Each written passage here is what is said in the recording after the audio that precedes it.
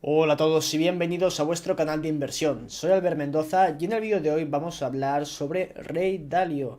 Y es que hace unos cuantos días Ray Dalio colgó un vídeo en su canal de YouTube hablando sobre 6 señales que indican que estamos en una burbuja. Y me pareció un vídeo bastante interesante, así que hoy vamos a ver estas señales que Ray Dalio, pues bueno, analiza y comenta sobre el mercado actual comparándolo también con los mercados anteriores momentos de burbuja como el año 2000, la crisis de 2008 y la crisis del 29.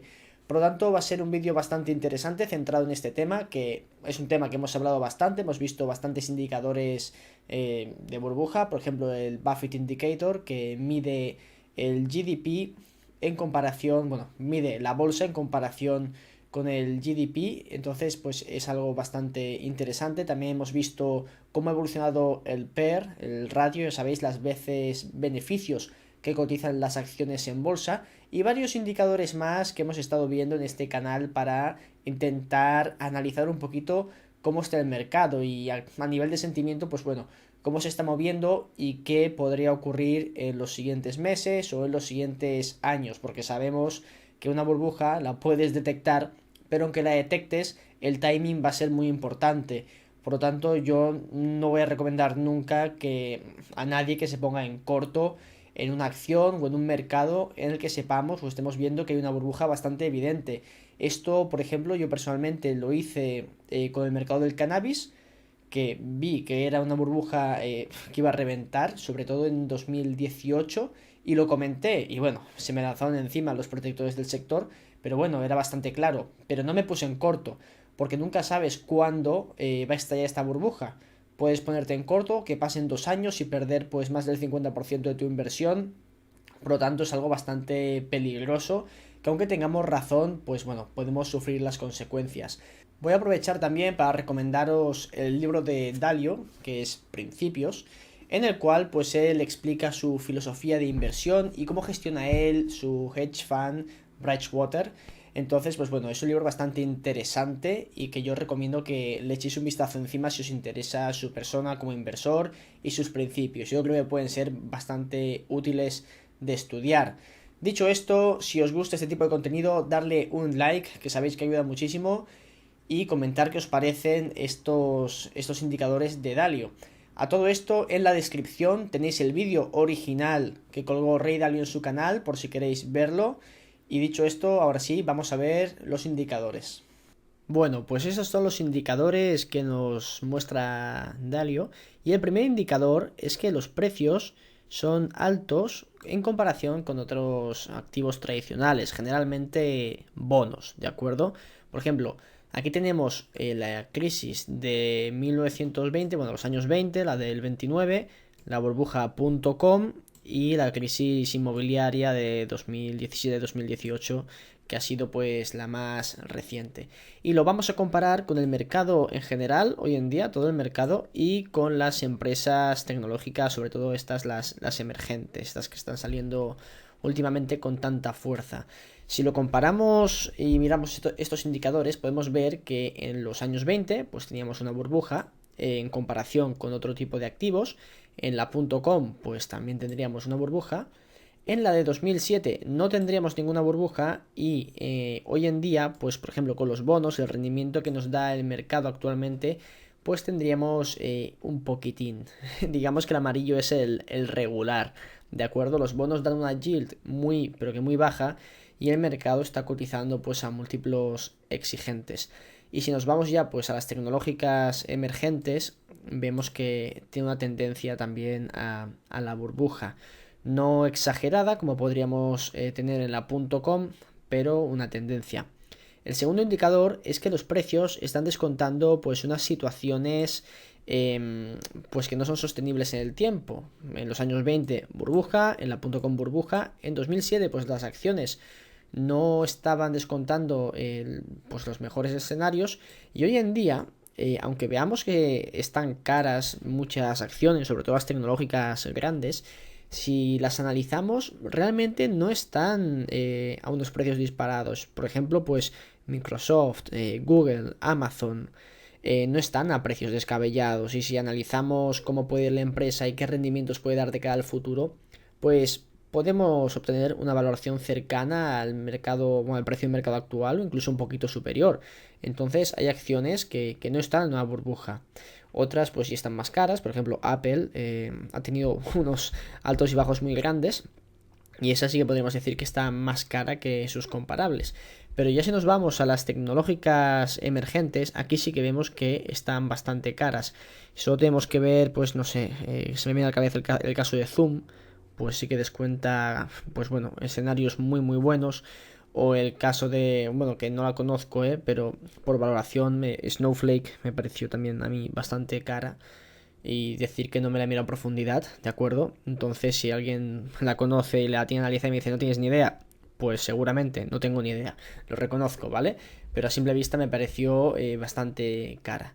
Después, pues el tercer punto, hay nuevos compradores que entran al mercado, y aquí, pues bueno, en los años 20 la gente se volvió loca con la bolsa, literalmente, fue una locura. En la .com también se jugó mucho.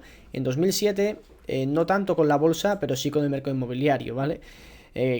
Había cada especulación más loca, y hoy en día pues también vemos bastante gente interesada en la bolsa. Este punto yo creo que se podría referir más sobre todo al mercado de las criptomonedas, ¿de acuerdo? Comparemos lo que sé con las emergentes, tecnologías emergentes, y ahí sí que tendríamos un indicio de burbuja.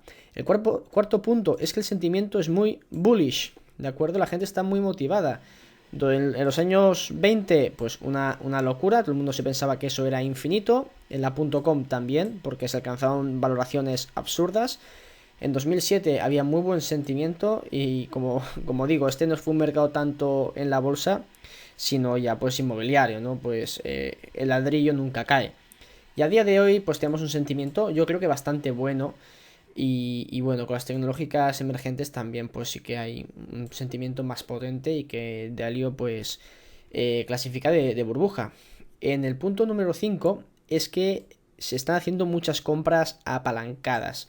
Ya aquí sí que vemos en las últimas tres crisis pues esta burbuja.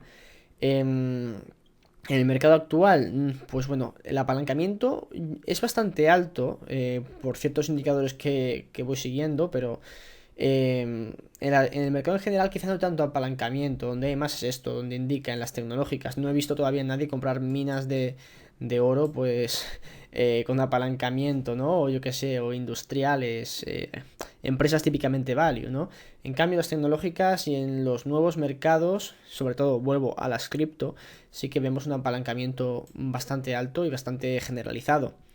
Y después el punto número 6 es que los compradores pues hacen compras adelantadas para protegerse contra las subidas de precios. En los años 20 pues teníamos una tendencia, y en las últimas dos crisis sí que veíamos estas compras adelantadas. El de la vivienda es bastante claro, ¿no? La vivienda siempre sube, la compro hoy, no vaya a ser que mañana pues esté más cara. Y eso pues bueno, creo que aquí en España casi todo el mundo lo ha vivido. Entonces es algo bastante claro. A día de hoy no estamos viendo en el mercado este tipo de compras, e incluso cuando cayeron el año pasado todas las commodities, por ejemplo, no tuvimos esta mentalidad de ahora cae todo, pues compro un poquito más, lo acumulo, y así no me afectarán las subidas de precios. No hubo esa mentalidad, y ahora con las subidas de precios, pues bueno, todavía no se está viendo del todo. Y bueno, también nos comenta que en las emergentes, tecnológicas emergentes, pues un poquito sí que se está viendo esta especulación, pero no es algo tan potente. Entonces, en general, pues estamos viendo que sí que tenemos varios indicadores de burbuja, y otros, pues no tanto, ¿de acuerdo? En 2007 también teníamos pues algunos indicadores que nos decían que no había tanta burbuja. La .com, pues es bastante evidente, ¿no? Todos los indicadores nos dicen que hay una burbuja, y hoy en día donde más lo vemos es aquí, y es en las nuevas tecnológicas donde vemos este tipo de burbuja. El mercado en general pues no se suele apreciar tanto. Y bueno, ahora os voy a enseñar otros gráficos muy interesantes que nos ha traído Dalio. Aquí podéis ver, esto sería no sé si la probabilidad, podríamos decirlo, la parte, ¿no? El percentil de lo que nos encontraríamos en una burbuja. Pues podemos ver que en general en el año, es con los indicadores que hemos visto anteriormente, ¿de acuerdo?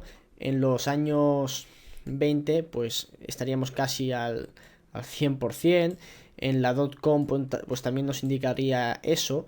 Y hoy en día pues vemos que tenemos con varios indicadores con burbuja y que estamos en una parte pues bastante alta de estos indicadores. No tan alta, como, bueno, o sea, más alta incluso que la que vimos en 2008, pero no tan alta como la del 2000 o de los años, final de los años 20, ¿de acuerdo? Entonces esto es algo también pues a tener en cuenta, en el que, bueno, pues varios indicadores sí que nos muestran que hay una burbuja o que hay una posibilidad, una probabilidad más alta de una corrección. Entonces esto lo debemos considerar, aunque no es algo tan evidente como en la .com o en la de en la crack del 29. Y aquí este gráfico me parece muy interesante, que es el share, es decir, la ya sabéis que a veces con los anglicismos es, bueno, lo que abarca el mercado, la cuota de mercado, que no me salía, de las top 1000 compañías, pues bueno, las que se encuentran en una burbuja con los indicadores anteriores. Y como vemos, pues bueno, representan menos del 10% con diferencia, o sea, han bajado incluso del 6%. No es tan evidente como estábamos viendo pues en el 2000, ¿de acuerdo? Aún así es bastante más alto de lo que estaríamos viendo pues en 2008, ¿de acuerdo? O sea, es una parte a tener en cuenta. Y después, si nos vamos a Standard & Poor's, también vemos que, bueno, llegamos cerca del 3% de esta cuota de mercado en capitalización, ¿no? Que estamos, bueno, de estas empresas que se encuentran en una burbuja. No es una parte muy grande, no es más del 10% como en la.com, ¿de acuerdo? Pero sí que es más que lo que veíamos en la última crisis. También tenemos un gráfico aquí bastante interesante, que es que performance, que rendimiento han dado estas empresas en comparación con el Standard & Poor's, que ha dado un rendimiento pues bastante positivo desde la torta esta del año pasado. Pues las que se encuentran en una burbuja según estos indicadores han dado un rendimiento pues la verdad es que bastante alto, ¿de acuerdo? Y con razón, pues bueno, pueden encontrarse ahora mismo sobrevaloradas por el mercado. Y el último gráfico, que me parece súper interesante, es que aquí podemos ver en la parte de arriba, ¿de acuerdo? En esta parte de aquí, pues podemos ver el total de la deuda en comparación de porcentaje con el GDP. Esto es la deuda total, no únicamente la deuda gubernamental, ¿de acuerdo? Y podemos ver que obviamente pues la tendencia de la deuda es bastante alcista, ¿no? Llegando pues a un pico muy similar al que estamos viendo ahora en 2008, donde había esta gran subida de deuda. Y abajo pues podemos ver los tipos de interés en Estados Unidos y podemos ver la base monetaria de Estados Unidos en, obviamente, pues los dólares. Hay varios puntos interesantes que podemos ver. Aquí podemos ver que hay un cambio de ciclo después con la crisis del 29, ¿no? Donde la base monetaria en comparación en un porcentaje del Producto Interior Bruto pues se dispara y los tipos de interés pues bajan bastante. Esto fue, si no me equivoco, pues los planes de Roosevelt, que bueno, introdujeron varios impulsos entre comillas, sobre todo de carácter así más keynesiano. Y bueno, pues tuvimos un cambio de ciclo que sobre todo se saldó la crisis esta entre comillas y la deuda que tuvo Estados Unidos, porque podéis ver que llegamos a unos niveles de deuda bastante altos, ¿de acuerdo? Y fue gracias a la Segunda Guerra Mundial que pudimos ver, pues bueno, cómo esta deuda disminuía un poco.